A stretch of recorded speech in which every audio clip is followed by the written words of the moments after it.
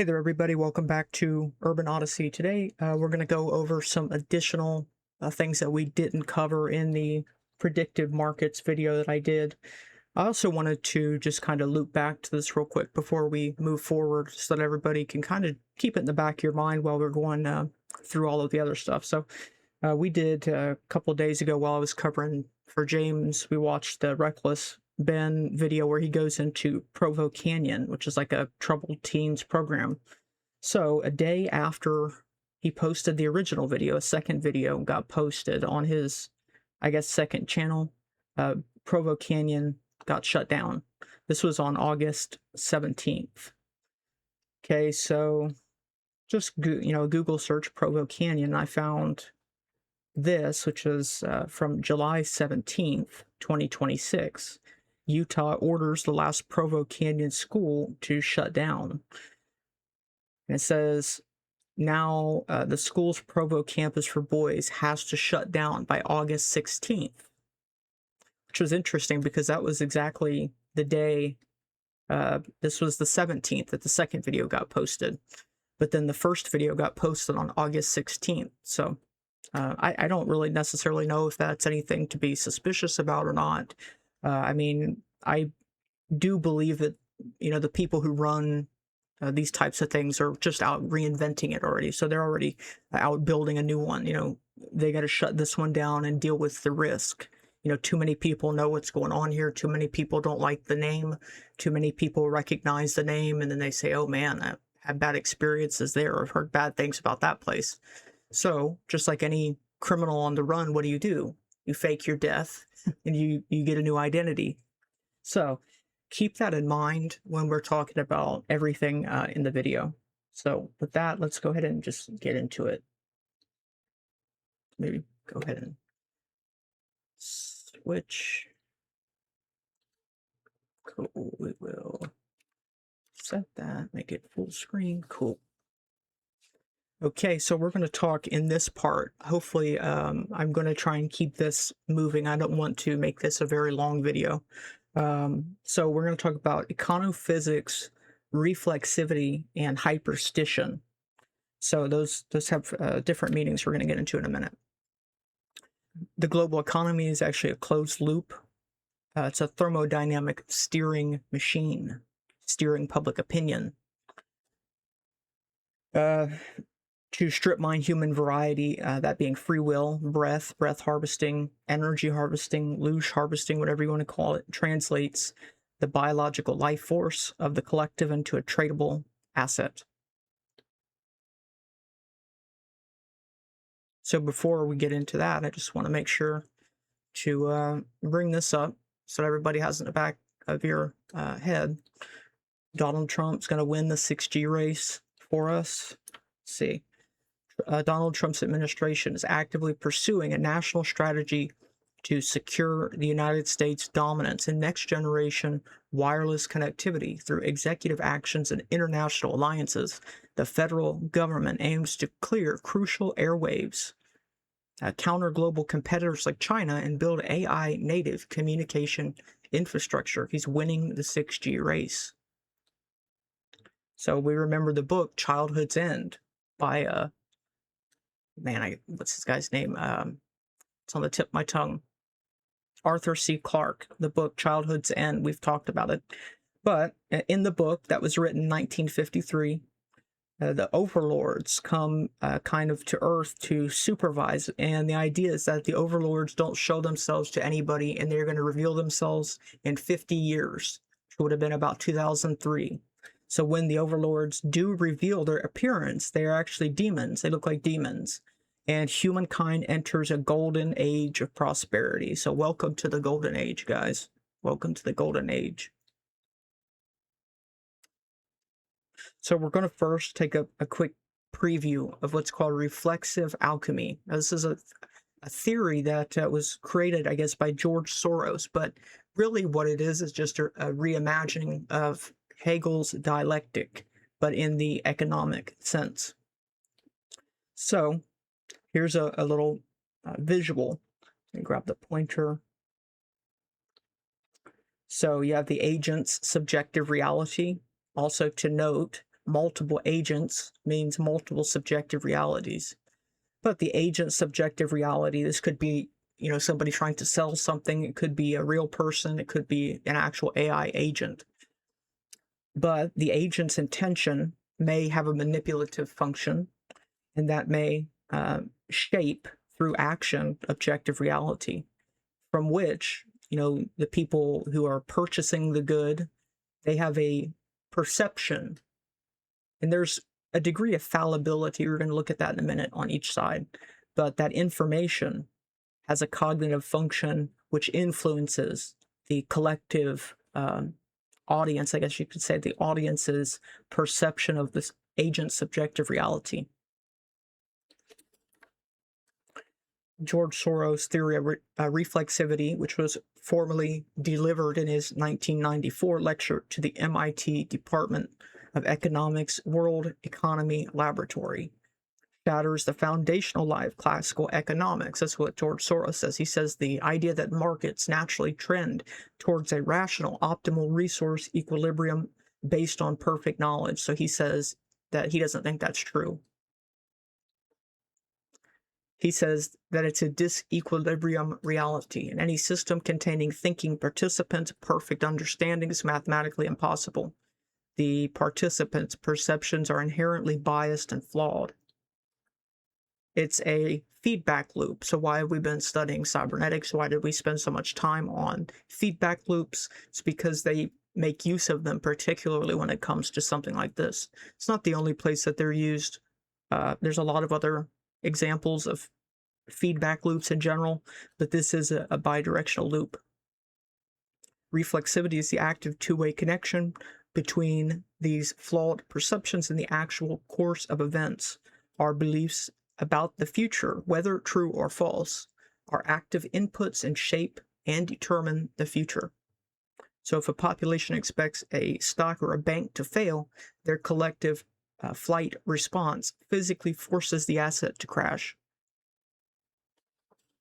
Perceptions create circumstances, and circumstances create new perceptions.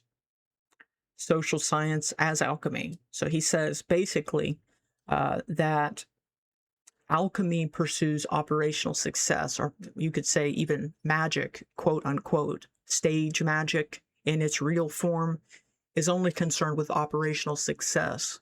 And so if it has operational success and people don't understand it, the magician would say, screw people understanding it. It only matters if it works, which, to some degree that's valid, I think, caring about results. But basically, he equates this, George Soros equates this with the deliberate manipulation of the medium, which, remember, Marshall McLuhan said the medium is the message, to bring about a desired state of affairs. So he says, while alchemy failed as a natural science, the social sciences could succeed as alchemy. And it's the weaponization of perception. By placing specific, targeted, and intentional misconceptions during times of background chaos, an alchemical operator can guide the subjective interpretations of the populace using fertile fallacies to force a runaway feedback loop that systematically throws the entire social financial system out of stable equilibrium into a pre-designed destination. So defining the terms a bit, this fallibility, Soros explains the principle of fallibility as, quote, in situations that have thinking participants, the participants' view of the world is always partial and distorted. Reflexivity, quote, distorted views can influence the situation to which they relate because false views lead to inappropriate actions. The creation of bubbles. Quote, a positive feedback process is self-reinforcing. It cannot go on forever because eventually the participants' views would become so far removed from objective reality that the participants would have to recognize them as unrealistic.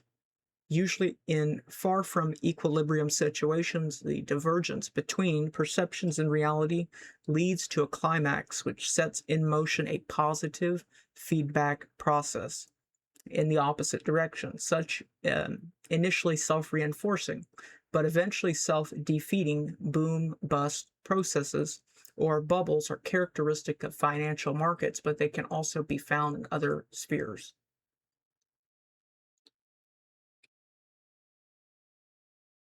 Okay, so keep that in the back of your mind, because that's how all of this is kind of formulated on that idea. That's why cybernetics was so applicable and why we spent time on that. So, predictive cost benefit analysis and narrative force. For businesses with no continuity plan, so that, for instance, they don't know what to do after the owner passes away, or there's nobody to inherit and continue on, or you have a bad reputation and you need to reinvent yourself. They're in need of risk management. This is what this is referred to as risk management. These prediction markets and policy simulations are marketed as tools to manage and assume price risks or hedge exposure to external variables in reality, to buy insurance against the effects of time. You could think of it that way. In reality, prediction markets function as highly volatile, easily manipulated narrative generation engines. This is called Hyperstition, which is a term coined out of the CCRU, the Cybernetic Culture Research Unit, Nick Land and his group. Because these markets are often thin and easily influenced, a well-funded actor can execute coordinated high-volume trades to artificially manipulate the market implied probability of a given event. Direct narrative manipulation. In the documented case of the journalist Emmanuel Fabian, Polymarket gamblers threatened his life and offered financial bribes to force him to rewrite his real-world news reporting of an Iranian missile strike, simply because they had lost money on a contract that resolved based on his reporting. Somebody lost a bet. Physical reality alteration. In another incident, a staff member at the Institute for the Study of War actively manipulated the battlefield map of the Ukraine war to show a Russian capture of Mirnoran. This map was the sole settlement source for a Polymarket contract, allowing co-conspirators to secure a 33,000% profit. An interesting number. Also 1.3 million, 13. So that's interesting, 33 and 13. Predictive cost benefit analysis. The proposal to integrate these markets into administrative law via cost benefit analysis. So remember, when I did the video on surrogate models, and I said, in some cases there is a use for surrogate models, but the issue is when it works its way into administrative circumstances, or when people are using data from surrogate models and they're not aware of it, or they're not disclosing it. So the proposal to basically mandate that any administrative law has to have a predictive cost benefit analysis done takes the narrative capture to the logical conclusion. In this model, an information market is used to predict the outcome of a retrospective cost benefit analysis to be conducted by an unknown future regulator 10 years down the line.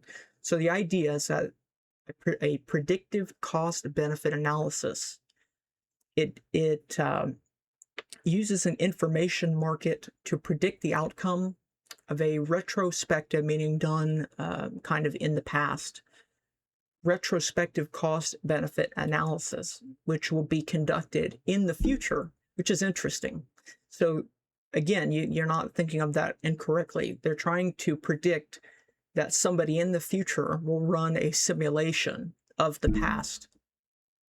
So, used to predict the outcome of a retrospective cost-benefit analysis, which will be conducted by unknown future regulators 10 years down the line. Under this framework, current regulatory decisions would be kind of hold hostage to the simulated expectations of future decision makers. The current reality of a business is forced to artificially linearize, we're going to talk about that, and adopt its continuity plans to match the average expected political and ideological bias of the simulated future, effectively neutralizing any organic resistance to the technocratic agenda.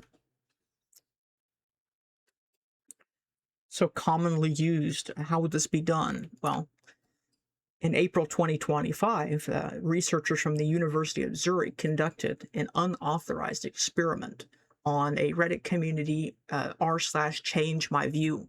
They deployed AI bots that posed as real humans and assumed sensitive personal identities like trauma survivors to see how well AI can change people's minds. So they would argue that they're not doing this after they got found out. They stopped doing it. I don't believe it. I don't buy it. I think that it worked so well that it did change people's perceptions, and I think for that reason they're going to keep it going. And that's why I tend not to get on Reddit unless I really have a specific need for something on a specific subreddit. But anytime I would go on there and ask for advice, I would ask, people I knew first, and then I would get the opposite advice on Reddit. And it was always opposite to what everybody else told me. So it was very interesting. So we've got two different acronyms, Alice and Tammy. I'm not going to read them. I'll let you read those. But artificial linguistic internet computer entity and a thought and memory interface, or a thought and memory intensifier. So moving on to this idea of templexity, hyperstition, and causal break loops. Prediction markets, George Soros, reflexivity, and the Microsoft patent 060606, crypto mining with body activity verification. It is actually the realization of templexity and hyperstition, which is a principle pioneered by the CCRU, the Cybernetic Culture Research Unit, and Nick Land and his group of people. Hyperstition as causal relation, or realization, sorry. Historically pioneered under DARPA's Future Map, the Future Markets Applied to Prediction program, and the Policy Analysis Market, PAM, which we talked about. Prediction markets were engineered to compile dispersed qualitative geopolitical risk signals into actionable quantitative probability vectors. Platforms like Dagger, which stands for decomposition-based aggregation, the public-facing sidecast as well.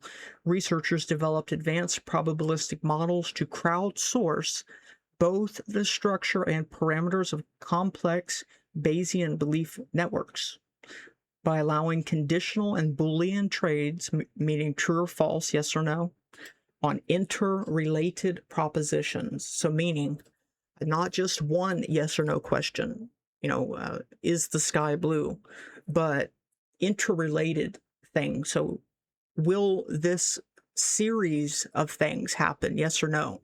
This gives birth to Polymarket and all of the different platforms like it.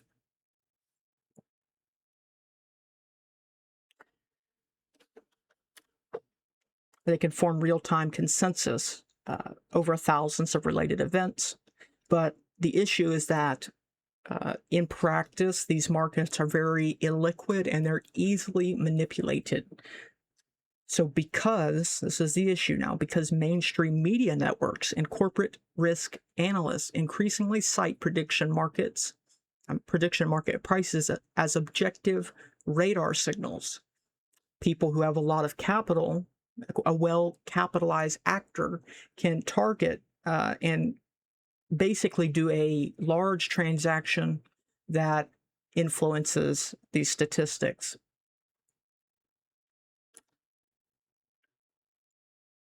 Hyperstitional loop. So the speculative forecast ceases to be a passive prediction. It acts as an active, self-fulfilling, reflexive, occult curse, a hyperstition. Traders motivated by financial payouts are incentivized to actively manufacture the predicted crisis, whether through bribing reporters, forging data, or executing physical layer disruptions to force reality to conform to their purchased contract states. Hyperstition is a semiotic production or fictional quantity that make themselves real elements of effective culture that function as time-traveling potentials. Involves the numogram, mythos, and unbelief. It functions as a coincidence intensifier in a loop where fiction becomes time travel, effectively dismantling the distinction between representation and reality through hype, spirals, and collective practice. So we're going to look at that in just a second. Let's get a better view of this.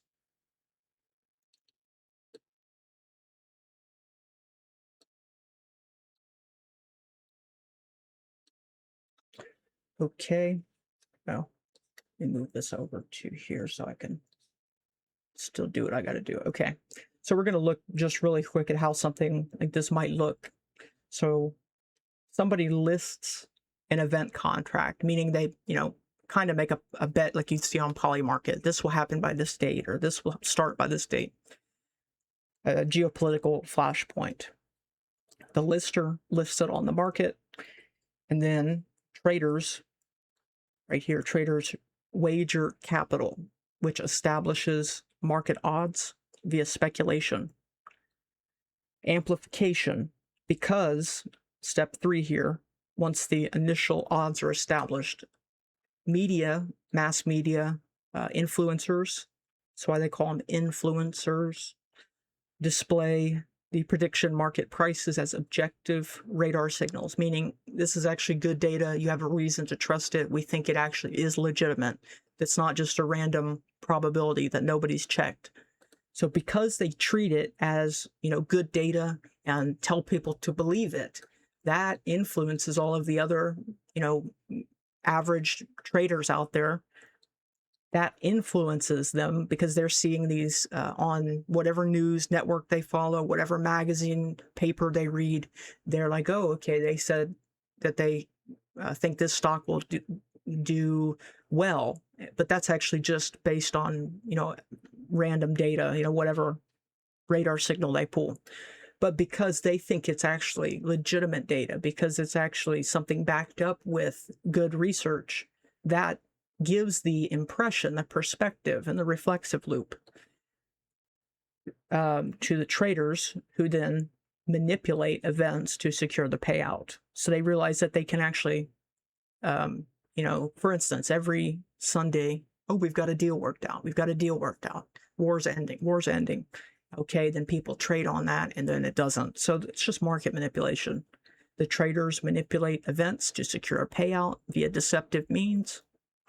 Finally, the reality collapses, meaning whatever the contract was can be made to happen, to collapse, I guess you could say, via this hyperstitional loop. So all of this is on the website, the docs website. I'll give you guys the URL and stuff. You guys can check it out. But that's just a basic example of how the reflexive loop might look.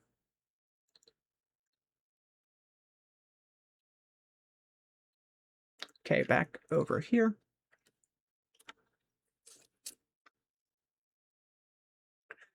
So we have forward propagation and reverse diffusion.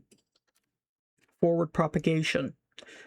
This is an econophysical tracking and predictive model that treats market fluctuations, social trends, and human choices as hydrodynamic wave-like trajectories traveling along physical lines of force. Hydrodynamic herd. It eliminates concepts of human free will by reducing collective decision-making to deterministic fluidic currents that can be mapped, anticipated, and steered by automated financial engines. Okay, we have reverse diffusion. This is a retrocausal computational algorithm that calculates the exact initial prompt or boundary conditions required to force a high entropy chaotic probability field to collapse into a highly specific low entropy target state, rewriting the past. It allows the central machine to programmatically dictate future human decisions by retrocausally structuring the environmental and cognitive prompts that guide the host's subconscious.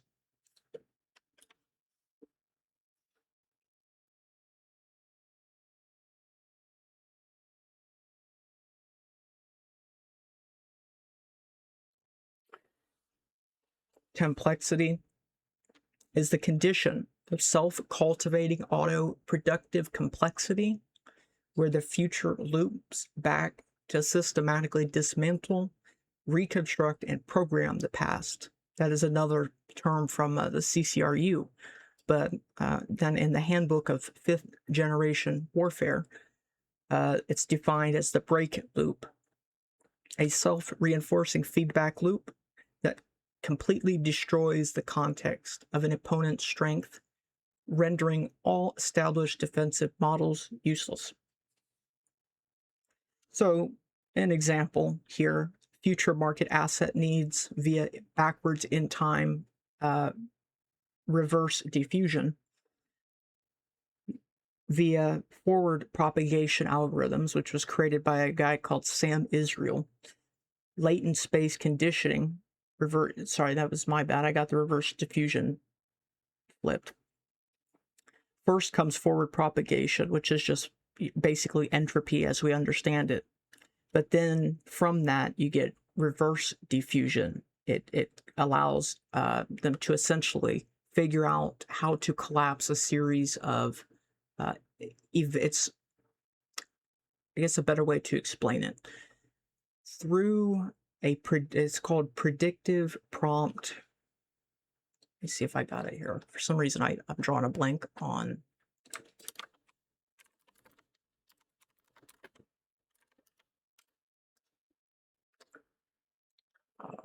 Always got something that I'll get it. It's in one of these next slides. Let's go into the next slide. By using Sam Israel's forward propagation, which mathematically tracks market movements as if stocks were particles of light, the masters of the breakaway civilization run a causal system robot. It's from Joseph Farrell's writings too as well. He talks about the causal system robot. That's it right here. Previous token prediction. That's what I was trying to think of. Through previous token prediction, given some AI output, they can figure out what the prompt that generated that output was. And so via doing that with reverse diffusion, they can run time backward, locally decreasing entropy. This runs literally time backwards. By injecting specific mathematical prompts into the quantum or bio-neural probability fields of the populace, the machine straightens or flattens the curve, the temporal trajectories of human behavior. Once the feedback loop of machine intelligence escalates past the inflection point, the central AI pre-calculates all fifth-generation warfare machinations, ensuring that any human attempt to resist or initiate a break loop is automatically countered, ignored, or seamlessly assimilated into the larger design of the beast.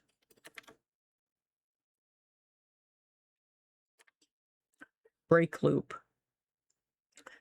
It's a systemic intervention or disruption designed to shatter the context of an opponent's strength, instantly rendering all of their established strategic models, security frameworks, and defensive structures completely obsolete.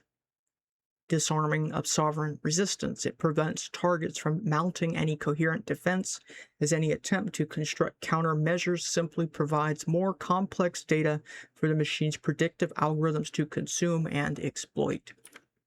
Templexity. It's a CCRU term, the disordered looping of time, where the future reaches back to provide the city of the future, indistinguishable from unbounded real recursion, marks the suspicion that cities are time machines, where historical quantity is scrambled. So more on these retrocausal mechanics. Information theoretic retrocausality. The mathematical ability to reverse local thermodynamic entropy and programmatically edit past states to force a predetermined present. So what this really is, if you remember me talking about Maxwell's demon, which is created by the guy James Maxwell, who's a big name in physics, quantum physics as well, Maxwell's equations. The idea behind this thought experiment, which happened in like the 1870s, was that they were essentially trying to get around the second law of thermodynamics, to get around entropy. So it really is the fulfillment of that.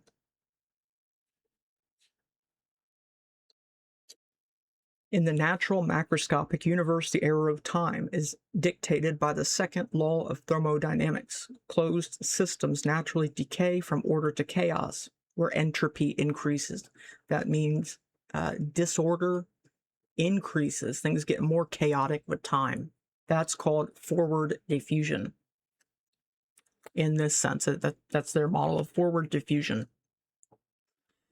Generative AI, however, reverses through reverse diffusion. It reverses the process, because when you do something like generate an image, you get the static, which then, based on your prompt, kind of takes that static, that disorder, and turns it into order, an image.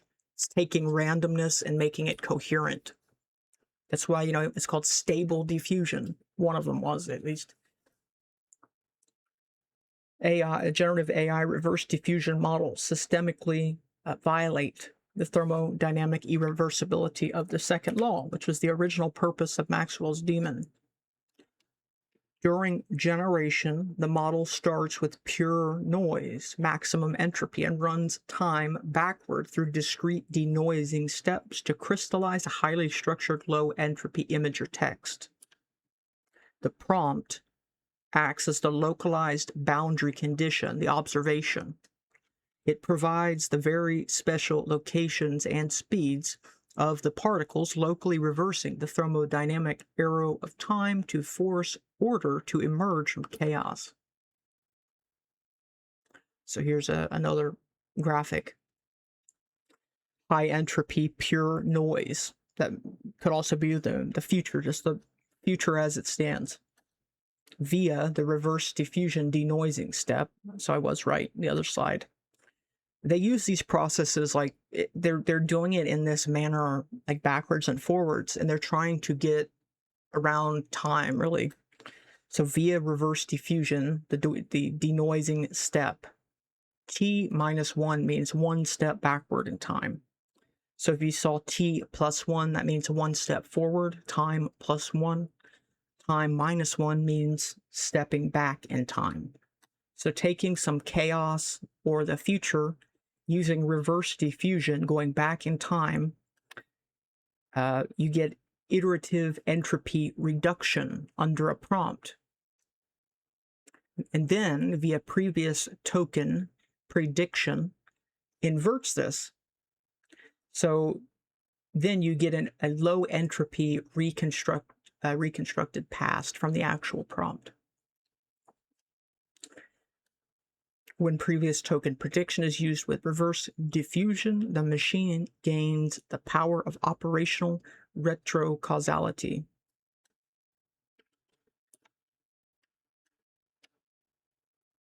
So the system treats the present moment like a collapsed response, meaning,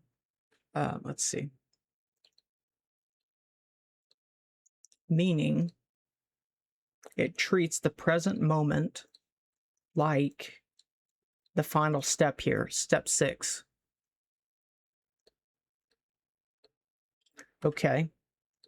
So it treats the present moment as a collapsed response. It uses the previous token prediction to calculate the pre-image, the exact family or starting configurations, prompts that would generate the observed present.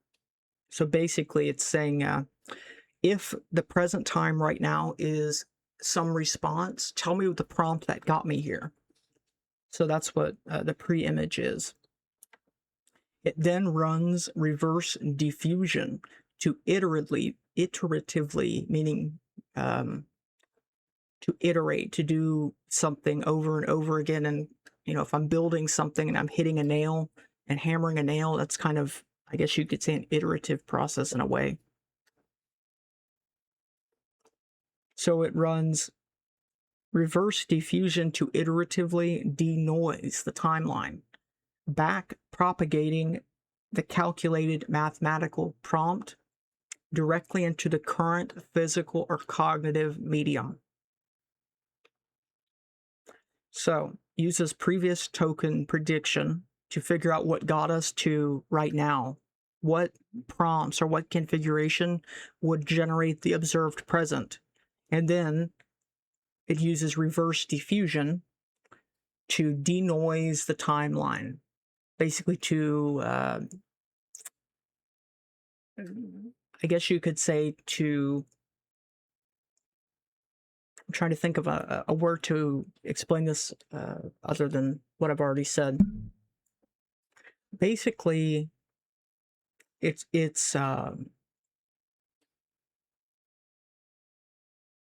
well,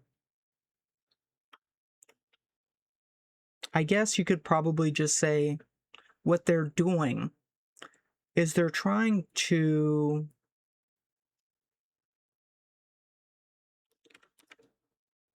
edit history by specifying these retrocausal boundary conditions. The machine negotiates causality. It literally rewrites the prior states of the system so that the target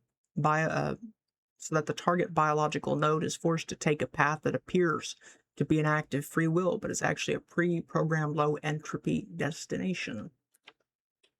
Maybe like the Mandela effect.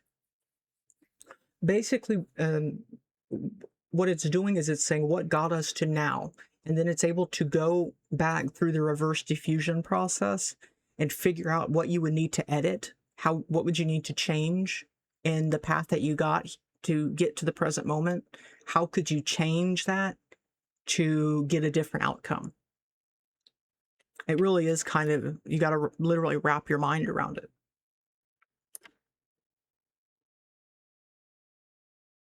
Okay, so back to this idea of rebranding under exposure. When a highly predatory system is exposed to the public outrage, the controlling elite do not defend the old structure. They reflexively leverage the crisis to dismantle it and use the proceeds to install a more invasive automated control grid in real time. So we already know about how they shut down the policy analysis market in 3 days after, or 72 hours after people were pissed off about them trading what they called terrorism information awareness or terrorism futures. The government ceremoniously shut it down, basically made a big, made sure everybody saw them shutting it down, made sure everybody thinks that, you know, just like the Provo Canyon stuff, well, we shut it down and, you know, everything's good to go now. But what, you know, it always gets rebuilt. That's their modus operandi, is that they always tear down the present system and use that to rebuild it in a new way. Yeah, so programs like ACE, Create, HFC, the Hybrid Forecasting Competition, and Forest, the exposed military panopticon, was successfully transmuted into objective academic and commercial tools. We talked about predictive cost-benefit analysis, regulatory decisions being bound to simulations down the line in the future, bound to the results of simulations that happen in the future. It's basically saying, okay, if you want this to pass, this new law to get implemented, you have to make sure that when the regulators go to look at it in 10 years, it needs to fit these results in 10 years. So it's just illogical in my opinion, but there's more to it. It's not actually for safety. It's just so that they can make money. Automated. This is important. Very important. These are automated. So this is all being done by an all-seeing eye, basically, something that sees all of this information and can run these simulations and then act on it. So very rarely are humans actually in the loop of these decisions. Now, don't get me wrong. There is absolutely a way for them to edit this in the process. You probably do need you need to be somebody important for you to be able to do that. But what I do think is that they set the constraints, they set the conditions, and then the robot uses the information and what it can see through all of the smart cameras and doorbells and speakers and refrigerators and all of the flock cameras and stuff like that. It figures out how to get it done via cognitive twins, prediction models, all of the things that we've been talking about here. So there's a very good chance that if Provo Canyon needed to rebrand, or there was too much heat, you know, if they have somebody good running risk management for them, this could be a very automated process with only the people at the top knowing what's going on. So like, okay, everybody who works there is just, you know, you're fired, we don't need you anymore, and then the place closes down. Maybe only a few people even knew this was going to happen. Or maybe something like Reckless Ben, somebody like that gets sent in. This isn't as much of a people in a dark room planning it out. It literally is like a all-seeing eye. It's a computer. So for corporations or governments without a continuity plan, risk management is outsourced to a surrogate model, a digital twin. So when a crisis or exposure is predicted, the system generates a prevention life cycle script, executing counterfactual what-if simulations inside the digital twin. Preemptive capitulation. So if the simulated impact is optimal, the network executes the systemic restructuring before the crisis can manifest, or maybe right on time, because that is kind of interesting. I don't know how to explain the fact that July 17th, 2026 says Provo Canyon has to shut down by August 16th, and that was the day that this was the second video. This was his like follow-up, that it shut down August 17th. So if that was the constraint, somebody said you need to get this place shut down by the 16th because on the 20th we're going to have the new place up and running. Well, you would put that constraint in and then the AI would get it done. Maybe, just maybe, by somebody, maybe just with pure good intentions. Maybe Reckless Ben has all the best intentions. And I'm not saying anything bad about his content. It was very entertaining. I think he's doing a great job showing this stuff to the public either way. So, you know, if the eye in the sky can get somebody over there to shut the thing down by the 16th, it looks like it worked very well, because that's exactly the day that that video was posted.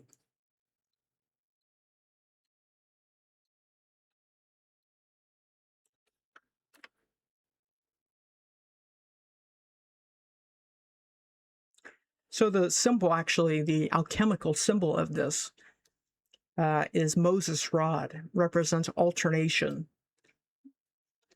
The rod represents the solid, structured, and crystallized state of order, coagula, while the slithering serpent represents the fluid, chaotic, and dissolved state of transition, solve. The continuous shifting back and forth between the two states ensures that the system never becomes brittle enough to be shattered. It absorbs its own destruction to regenerate its vitality. What is this idea of temporal straightening? To linearize the bio-neural probability field. The straightening of the temporal trajectories of human behavior is the mathematical conversion of organic, chaotic human decision-making into a flat, predictable, and fully automated track. The temporal straightening hypothesis in representation spaces, such as the latent space of LE world model, which I covered in a previous video.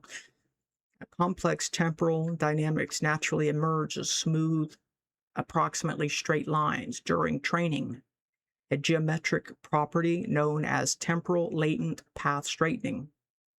Consecutive velocity vectors converge on a pairwise cosine similarity near 1, indicating collinearity,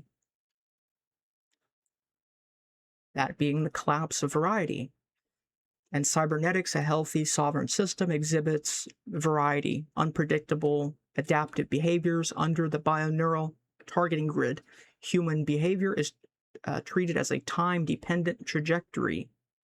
That meaning the machine injects specific high-frequency mathematical prompts, such as electromagnetic frequencies, context-aware digital spoofing, financial microshocks, any of those, directly into the network or the host, the person. Basically, it has to introduce some chaos to derive the order, stirring up chaos and controversy as a means of having endless noise to shape endless chaos that's always available to be made into order. The act of straightening. These prompts act as constant, unfeelable measurement perturbations, just as training forces a latent embedding space to linearize its trajectories. Continuous conditioning. So somebody being conditioned over and over, somebody who's just constantly being programmed and manipulated and brainwashed, flattens and straightens the cognitive behavioral path of the human herd, but it does it too much. It turns people into a zombie, walking dead inside meta-zombie. Meta is a Hebrew word. It means dead.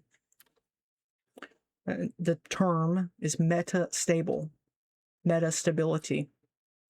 A prolonged, highly charged state of artificial order and disequilibrium. It represents the active operational phase of a biological or digital machine before it inevitably collapses into its true ultimate stable state, heat death, and deconditioning.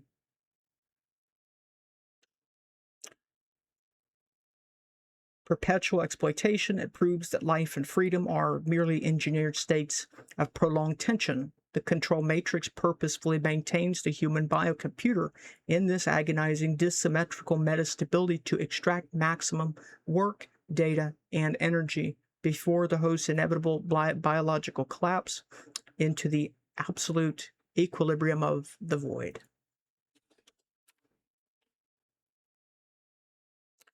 The endgame, 5th gen warfare, making the leap to 6th gen warfare. So, 5th generation warfare, that being context in the steering of context. Stuff like the manipulation of situational observation and OODA loops, we're going to talk about that, runs on human designed risk and forecasting markets.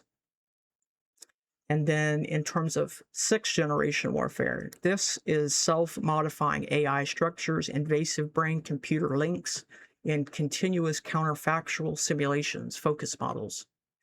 The inflection point is when the primacy of the machine's speed over the limits of the human abilities. So whenever the machine is able to do things that humans are not.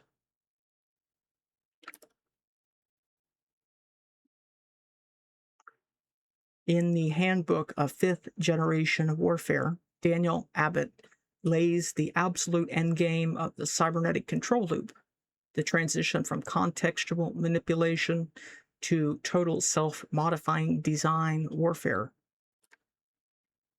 The OODA loop is a 4-step decision-making model. It stands for observe, orient, decide, and act. Created by the U.S. Air Force Colonel John Boyd in the early 1970s. It explains how to outpace competitors or handle fast-changing situations by processing information and adapting more quickly than others. And they don't define what it means to adapt, so you could do that a bunch of different ways. Through observing, orienting, deciding, and acting. A legacy 5th generation warfare force relies on human-designed networks, decentralization, and manual manipulation of observation to disrupt an opponent. The step above this is a self-modifying organization, being such as a DAO, a decentralized autonomous organization. This being an entity where software can rewrite its own code, an organic brain that utilizes computer networks via invasive neural interfaces like Neuralink, or decentralized machine learning such as federated learning.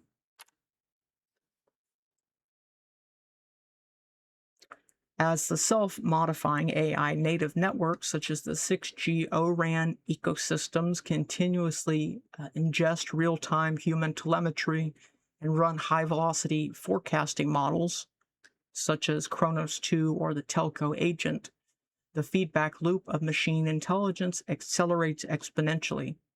The inflection point is reached when the computational processing speed of the machine surpasses the biological limits of the human decision cycle.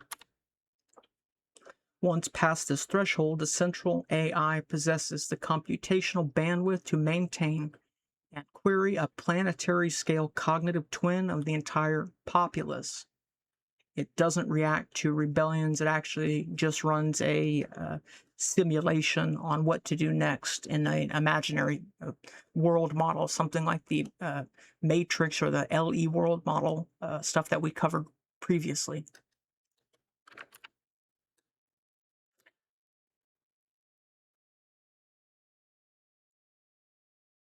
So the benefit to that is that before somebody can even disrupt the system, the machine factors that in, and it maps the consequences and the executed physical layer parameter changes. So it neutralizes the threat preemptively. And we're going to go through this briefly because we did cover it a bit, but I'm just going to go through it in a very brief manner. ORAN, RIC, latency schedulers. So these are disaggregated networks. They operate as a continuous planetary scale nervous system that realizes the network as a sensor paradigm. So the physical medium of space, light, and biological tissue is being systematically converted into the network. So everything becomes the network. The network is made of people, basically. This is what the 6G initiative is really about, and what all of the data centers are about, and the cameras. This is what it's all about. So Microsoft's patent cryptocurrency system using body activity data details the precise engineering loop that transforms human biological tissue to a computational generator for the financial system. So what would that look like? Let's go over to the chart.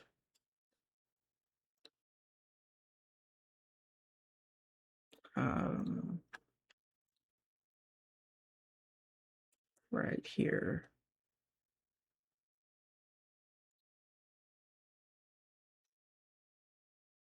Sorry, my bad.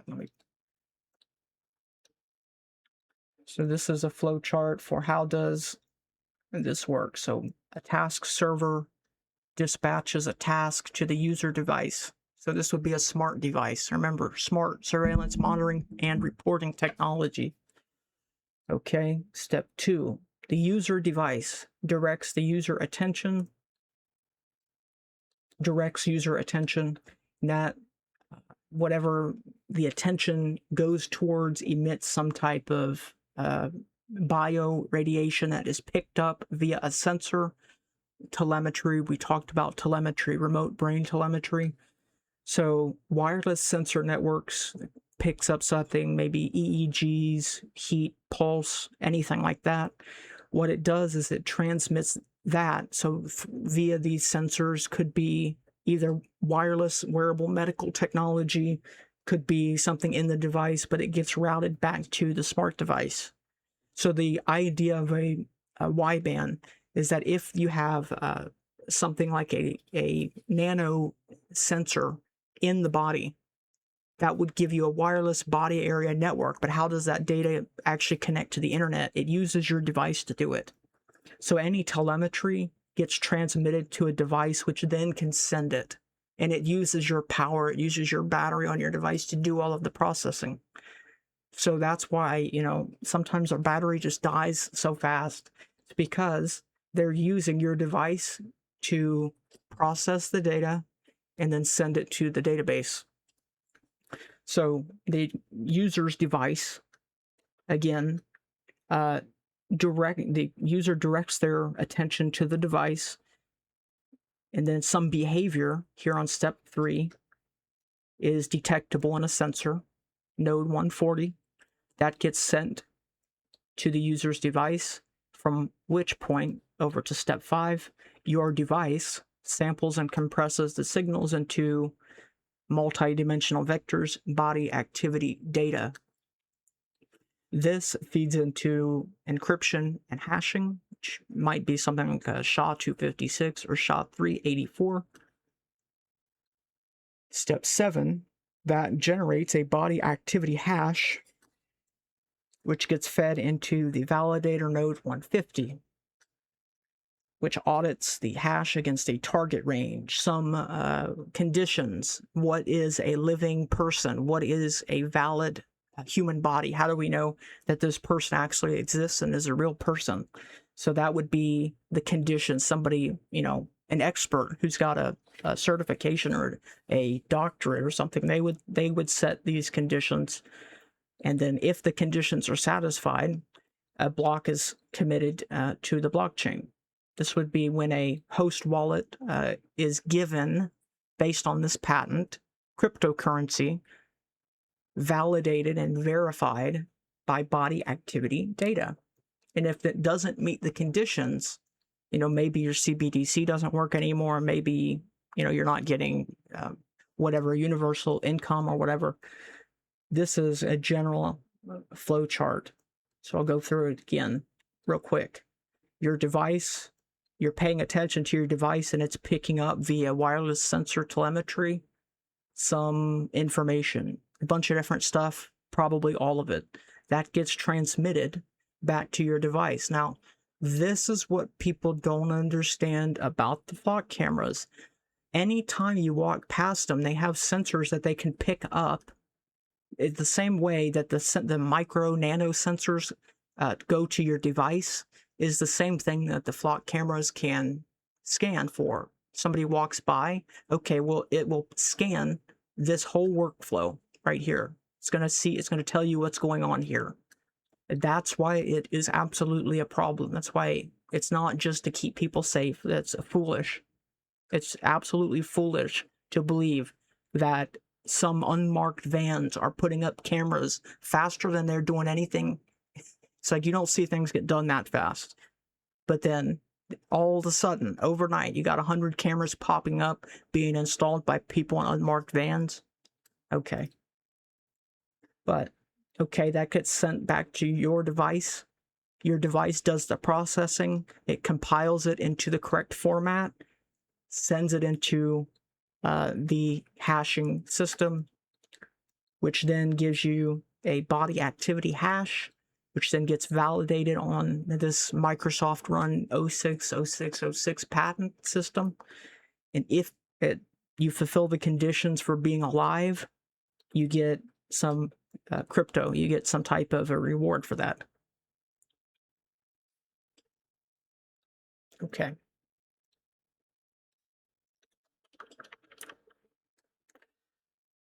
So obviously they can't go back and like change the process to create Bitcoin.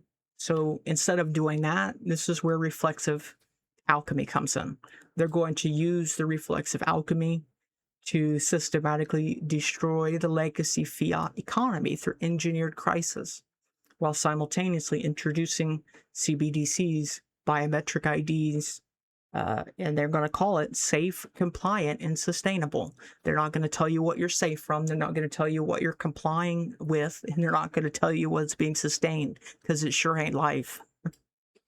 Your natural organic life force is converted into artificial liquid intelligence. What is that? We covered that in a different video, but liquid intelligence is a protocol that commodifies human cognitive software, allowing users to train, customize, and monetize AI digital characters. Probably, if you use the Microsoft patent, could just be not a character, it could just be a real person. It allows you to put that on a ledger. Your cognitive footprint, emotional responses, and conversational labor are systematically extracted to build a decentralized hive mind, turning them into unpaid biological feedstock for algorithmic entities. Genomic ledgers. This is a whole other thing, but they can actually just put your DNA genome, they can put that onto the blockchain, something like SAM chain or consent chain. These are genomic ledgers, blockchain architectures explicitly designed to index, store, and manage human genetic variants and clinical genomic data as tokenized tradable assets. Literally the commodification of DNA. Converted into a liquid asset on the open market, meaning the people are money. That's what it means by liquid. Under the guise of safe, compliant data ownership, the system properly maps the global biological herd for targeted pharmaceutical exploitation. Hive ledgers, Hive registries, something like a DPIN is decentralized physical infrastructure networks that absorb individual AI agents and human cognitive labor into a massive cooperative computational hub governed by smart contracts. That's what we're getting ready to talk about. Personal data, thoughts, and cognitive labor are stripped of their uniqueness and digested by the collective network to optimize the planetary control grid, mirroring a cybernetic hive mind. It is a hive mind. Bioanalogous ledgers. The functional and structural realization that decentralized ledger systems behave identically to biological organisms such as a fungus or a virus, processing information, reproducing, and self-regulating like DNA. It's the annihilation of the organic. The cryptocracy treats blockchain not as a tool, but as a synthetic life form. That's what they believe. They are building a planetary scale silicon-based computer, an organism, designed to absorb and ultimately replace carbon-based biological sovereignty. So this idea of decentralized physical infrastructure, we're going to look at that as Open RAN, or Open Radio Access Networks. It's an idea of a meta network. So instead of, one company using this hardware and then another company using some other hardware, and then if they want to be able to, talk to each other, you have to go through a very complex process. This eliminates that. This is an attempt to make different hardware work with all the other different hardware.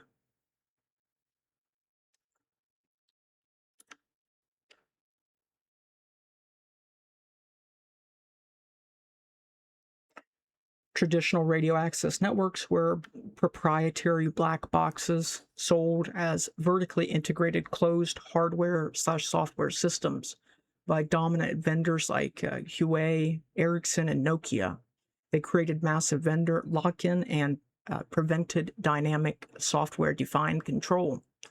So Open RAN shatters the proprietary monopoly through hardware-software disaggregation.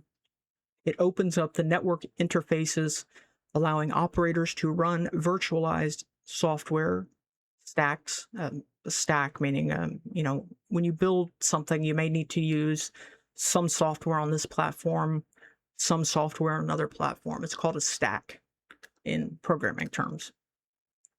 So it allows them to create their own stack in a virtual, meaning in a server, in a computer, in a data center, on standard off-the-shelf commercial servers. So the radio unit, the RU, this is the physical high-frequency antenna on the tower that transmits and receives radio waves.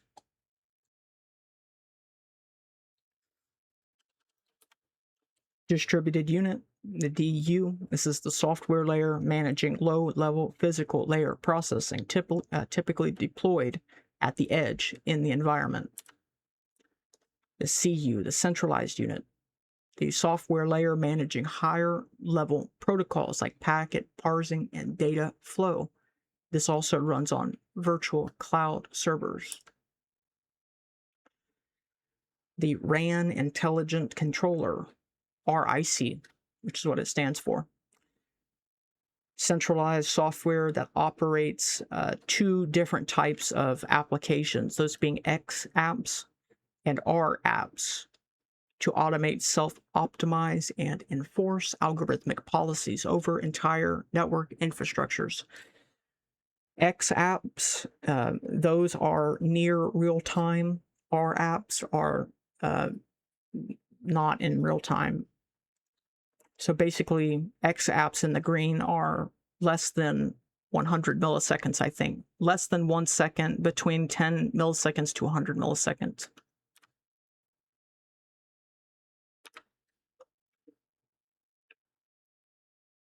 Yeah, X apps run in near real time and R apps running in non-real time.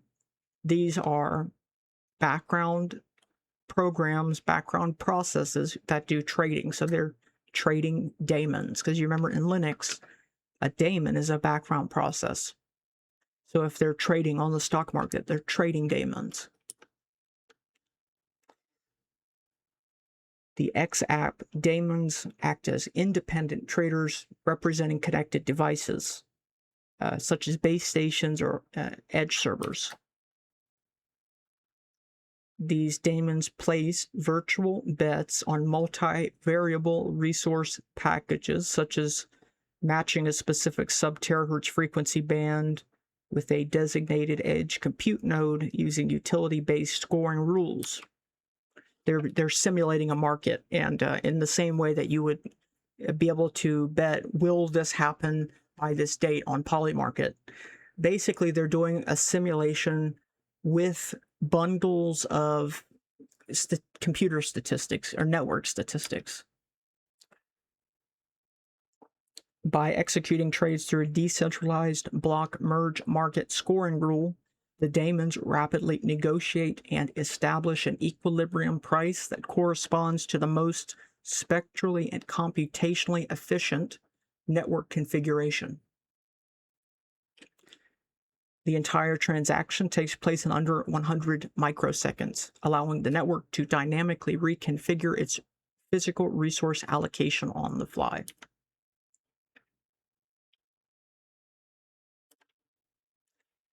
A multi-variable resource package, as an example, it would be in this, like I said, the same way that you're betting on a Boolean binary yes or no signal for series of events. So will multiple things happen or will multiple things not happen?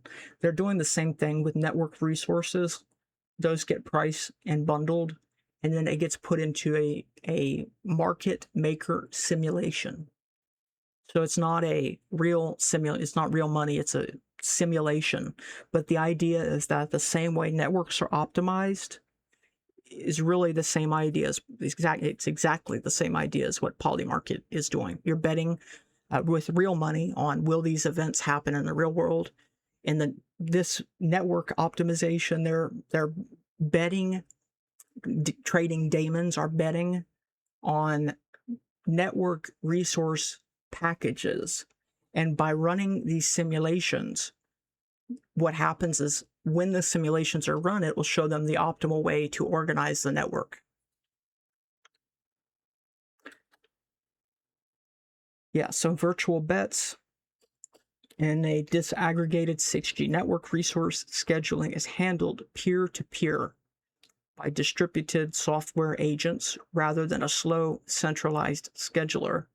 A virtual bet is an algorithmic trade executed by software daemons, X apps, and R apps, representing connected devices, base stations, and edge servers. The currency used is not cash, it's not crypto, it's a computational utility metric. representing queue priority packet routing preferences or latency headroom. The daemons place bets as probabilistic edits on the network state to secure their resources, their corresponding nodes required to operate. So these resource packages are just a bundle of network variables such as these. Instead of pricing them independently, the system bundles them into a single contingent asset package, which then the daemons trade those packages based on joint probability distributions to maximize transmission efficiency. The two different types of apps. Near real-time operates on a closed-loop control cycle between 10 milliseconds and 1 second. They host microservices, and they deal with corrections and stuff that needs to be done really quickly.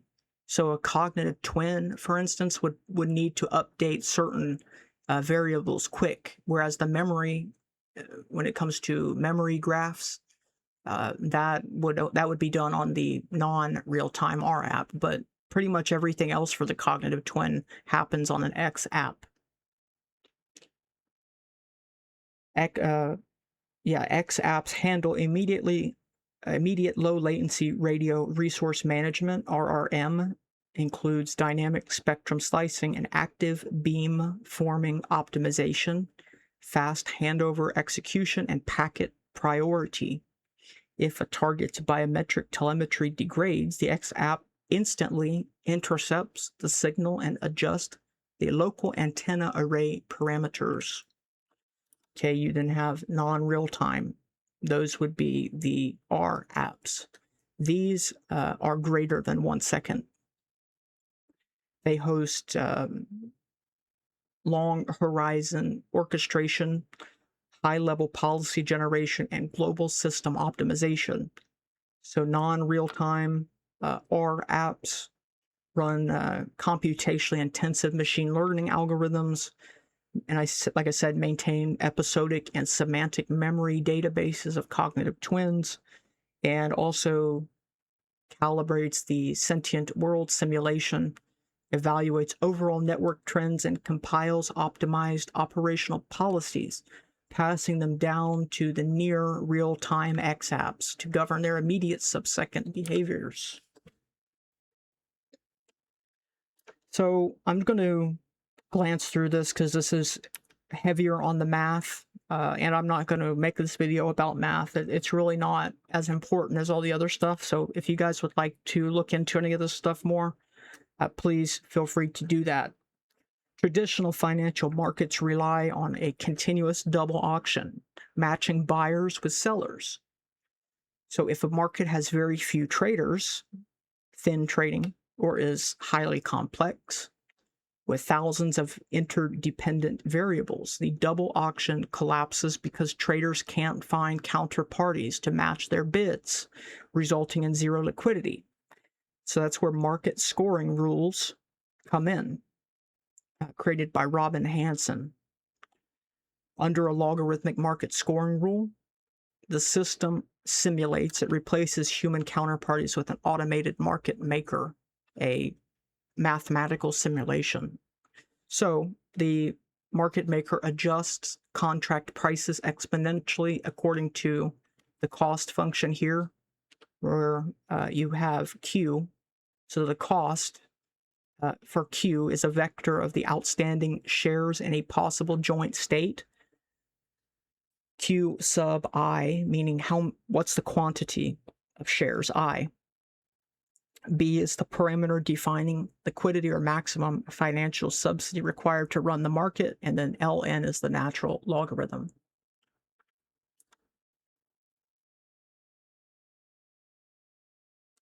The price of any contract is the partial derivative of the cost function with respect to the contract's quantity.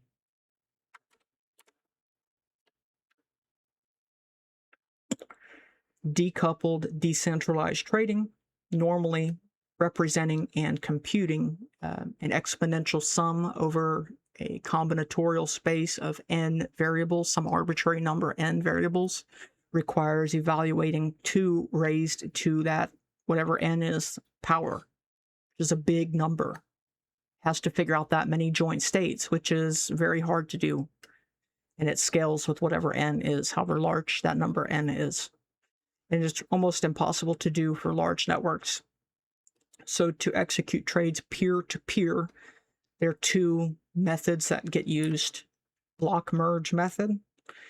In the block merge method, it's a mathematical clustering algorithm that groups highly correlated variables into independent computational blocks to reduce prediction market processing overhead, compartmentalizing pretty much. It groups targeted individuals based on some variables into tight, highly predictive behavioral blocks, allowing localized AI handlers to optimize control algorithms over specific cohorts, while isolating the larger population from systemic awareness. We also have the parallel junction tree method.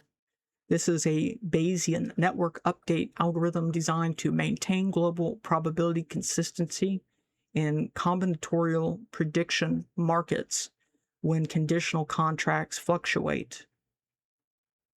The causal loom. It tracks the ripple effects of localized human behavioral changes across a massive interconnected cognitive mesh, enabling the central supercomputer to adjust global containment parameters in real time. Mainly, this is done through a lot of different techniques of compartmentalization. You could call this latency arbitrage.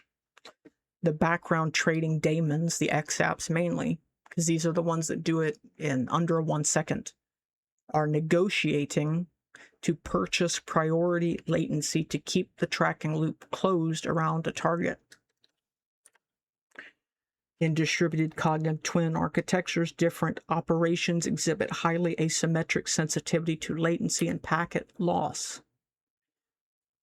It could be expressed like that, where L sub I is the latency of the cognitive function, F sub I under the execution policy, which that, if you don't know, comes from the cognitive twin. Basically, at a given time, here is the cognitive twin, and then what do you do based on the cognitive twin? Pi sub t at a given time. So just as an example, something in terms of cognitive operation, perception fusion needs to be done in less than 10 milliseconds. Episodic memory retrieval, less than 20 milliseconds. Routine interaction response, under 30 milliseconds. Causal graphs, now this between 10 to 100 milliseconds. Syncing, not to do the graph, that's done in a longer time frame, but to sync it could be done in 10 to 100 milliseconds. Cold memory and archival retrieval, less than 200 milliseconds. This would have to happen in the cloud. Perceptual grounding bottleneck, constructing a temporarily consistent structured system state of a cognitive twin, requires ultra-low latency microsecond level synchronization, meaning less than 100 microseconds. If the telemetered observations of the target's heartbeat, respiration, or brainwaves, siphoned via remote neural monitoring, arrive even a few milliseconds late, the temporal alignment collapses. The misalignment distorts the twin's internal causal model, G sub t, rendering the system's predictive mitigations obsolete. Latency purchase. When the system detects a critical biological event, such as a target exhibiting resistance or cognitive anomalies, the local XApp daemon must instantly secure a low latency pathway to the edge cloud core.